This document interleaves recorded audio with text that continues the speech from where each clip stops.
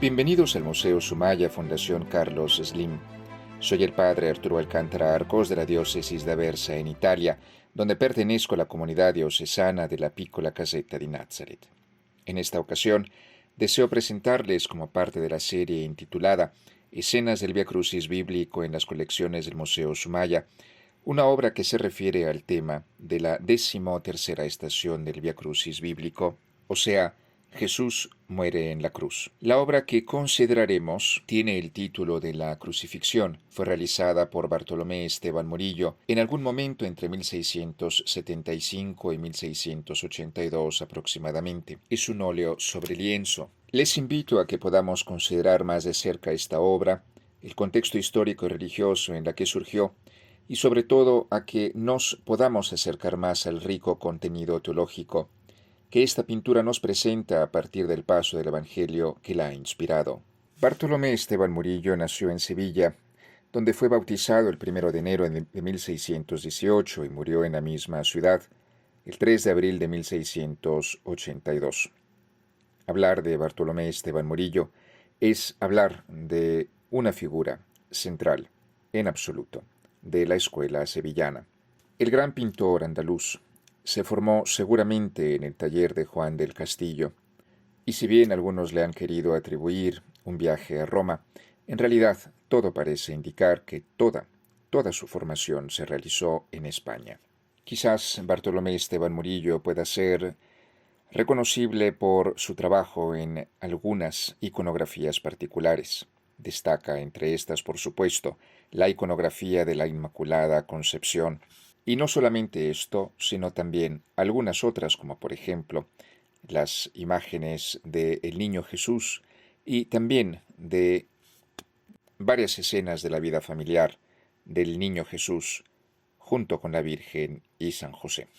Considerando, sin embargo, los centros de irradiación de la pintura de Bartolomé Esteban Murillo, cuyas obras por supuesto ya están presentes en todo el mundo, sin embargo debemos dirigir de nuevo nuestra mirada a Sevilla, donde surgen fundamentalmente las más importantes comisiones que él recibirá.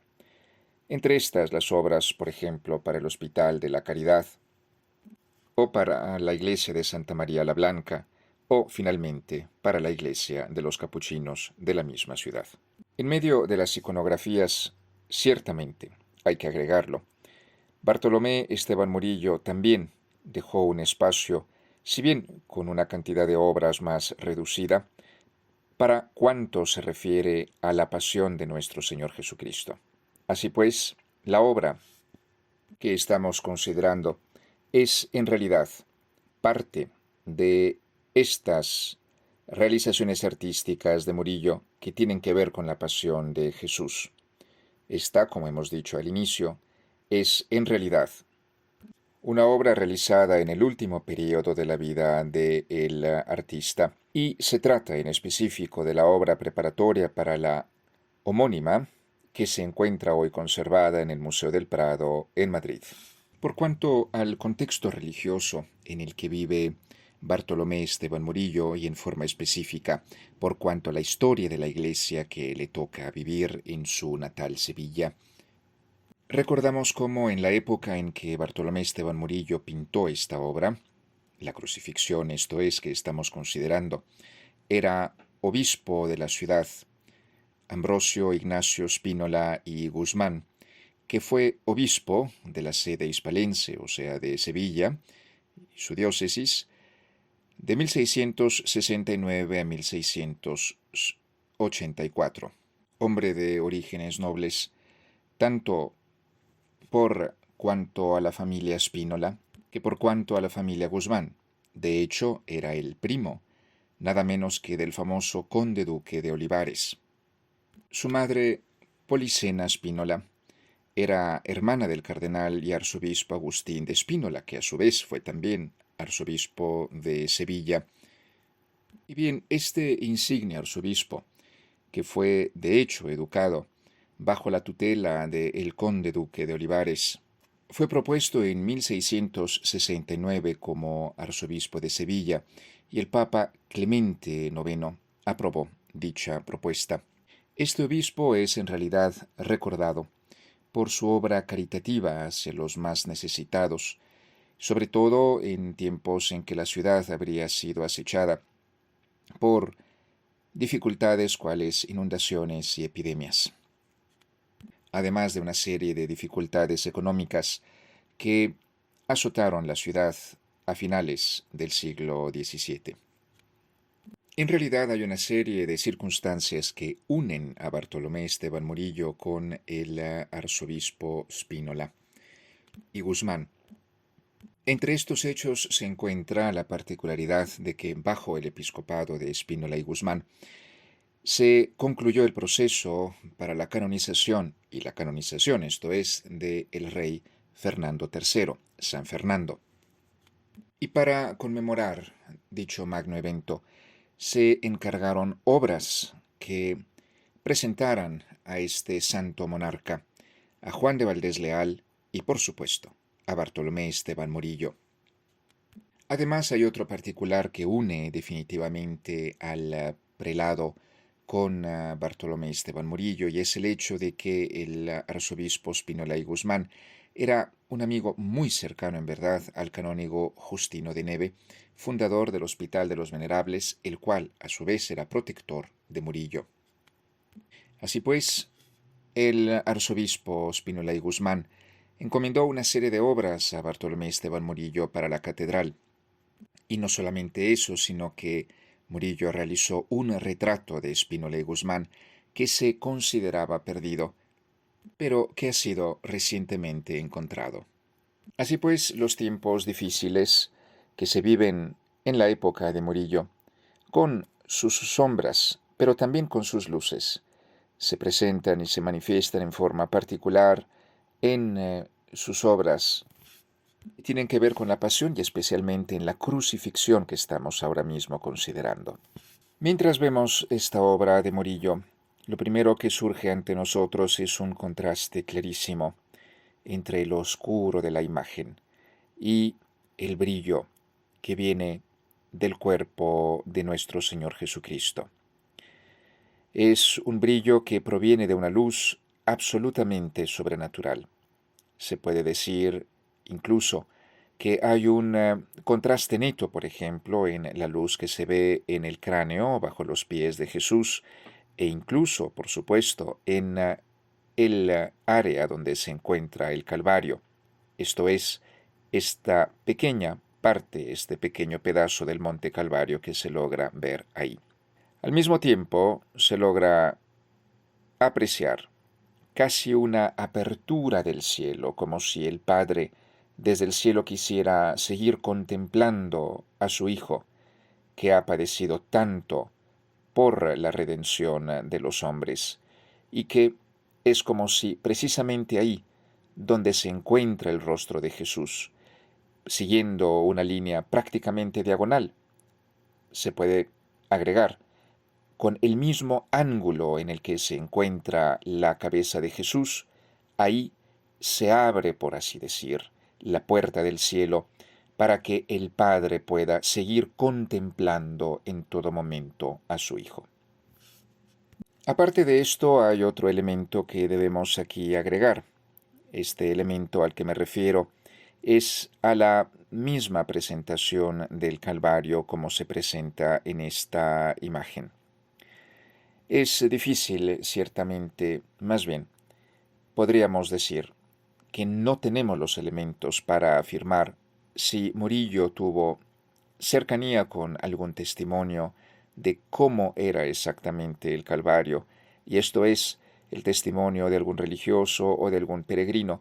Pero si bien por un lado es verdad, no tenemos los elementos para afirmarlo, al mismo tiempo no tenemos tampoco los elementos para negar que Murillo haya podido escuchar exactamente de un religioso o de algún peregrino cómo era en forma específica el Calvario.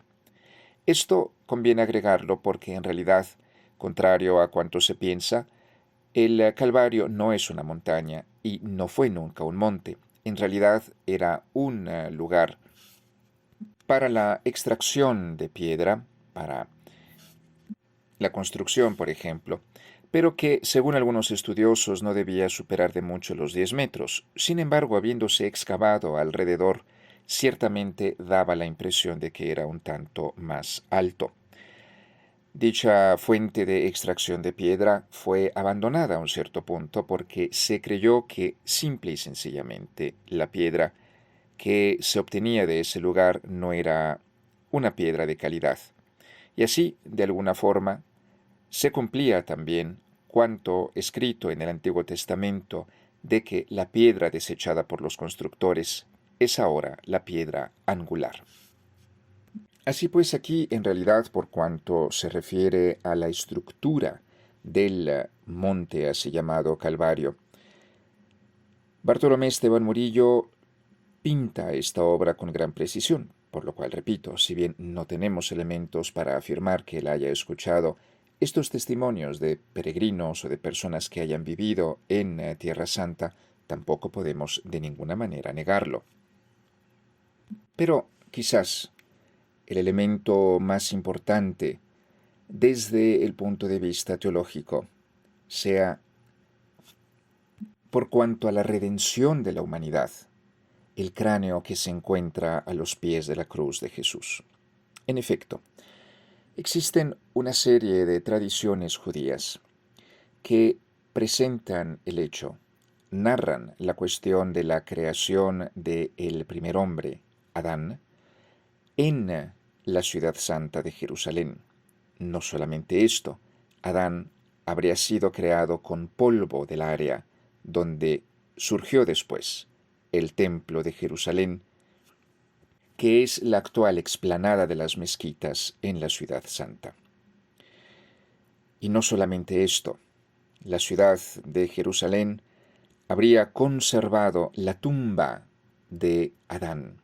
El cráneo de Adán se encontraría en un lugar específico que por esa misma razón, ese sitio y ningún otro en la ciudad santa habría sido llamado lugar del cráneo.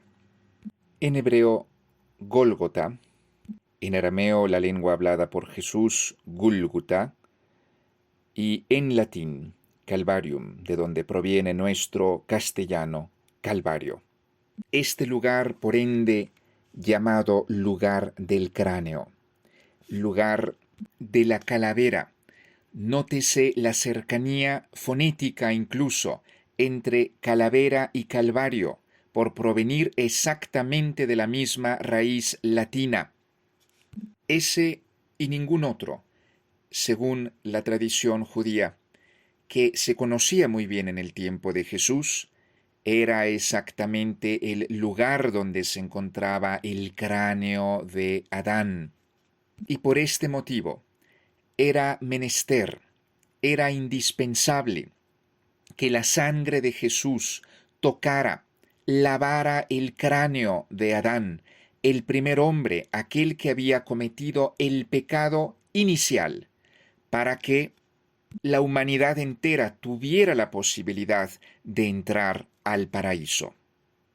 Y no solamente esto, sino que la tradición judía decía además que el fruto prohibido no es, por supuesto, la manzana como se ha entendido en Occidente, sino que el fruto prohibido que Adán había tomado era la uva. Por lo cual, y cerramos con este pensamiento de Hilario, obispo de Poitiers en el siglo IV, que dice que, en efecto, el fruto de la vid que Adán tomó y que se volvió amargo, Jesús lo tomó justo antes de morir, cuando le fue ofrecido vino mezclado con hiel, para que ese pecado no tuviera ya efecto sobre la humanidad. Sí, no es una coincidencia que Jesús ordenó que su sacrificio fuera perpetuado a través del ofrecimiento del fruto de la vid, el vino de la nueva y eterna alianza, ofrecida por los sacerdotes en los altares hasta el fin de los tiempos. A conclusión de estas consideraciones sobre el tema de la 13ª estación del Vía Crucis bíblico que se encuentra reflejada en la obra la crucifixión de Bartolomé Esteban Murillo. No me queda otra cosa sino que agradecerles por su amable atención. Caminemos pues hacia la luz de la resurrección, contemplando los sufrimientos de Jesús, padecidos para realizar la redención de la humanidad, a través de las obras maestras del Museo Sumaya de la Ciudad de México. Muchas gracias de nuevo y hasta entonces.